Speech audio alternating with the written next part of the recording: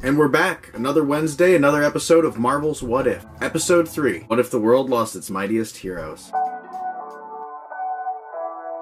This week's episode has a really heavy returning cast from that original set of the Phase 1 Avengers. The main character taking up most of the speaking lines being Samuel L. Jackson returning as Nick Fury and showing his big week setting up the Avengers. Except this time around, someone is actually picking off the Avengers one by one before he can even get to each one of them. Clark Gregg, Jeremy Renner, Mark Ruffalo, and Frank Grillo all make cameos throughout the episode as well, as these events that we're being shown alternate versions of are actually some of the after-credit scenes of those first Avengers movies. I believe Iron Man 2, the Incredible Hulk after-credit scene. To an extent. As well as the first Thor movie. So I wanted to say whoever is filling in for Scarlett Johansson on Black Widow's voice is doing a really good job of capturing a similar energy to her, that it's almost an exact match. And that's really good because that character holds a lot of the episode's delivered lines next to Sam Jackson. It has a really emotional arc and story as we try and figure out this almost Scooby-Doo level mystery within the MCU. It'll be interesting to see this world where Nick Fury, a normal man, has to figure out how to move on past his big plan because these seemingly impenetrable and invincible heroes have been put down one by one.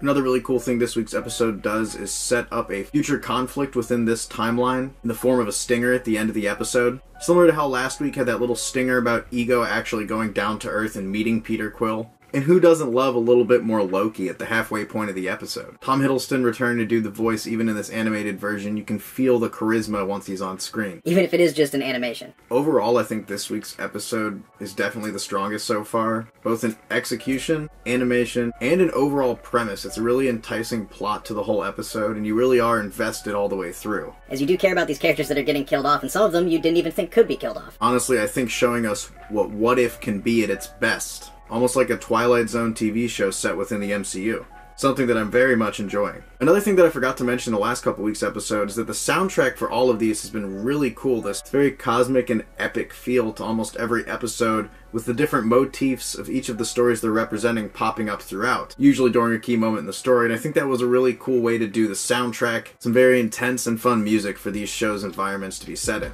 What did you guys think of this week's episode? Let us know in the comments below. See you guys next time. Ben and Bev, out.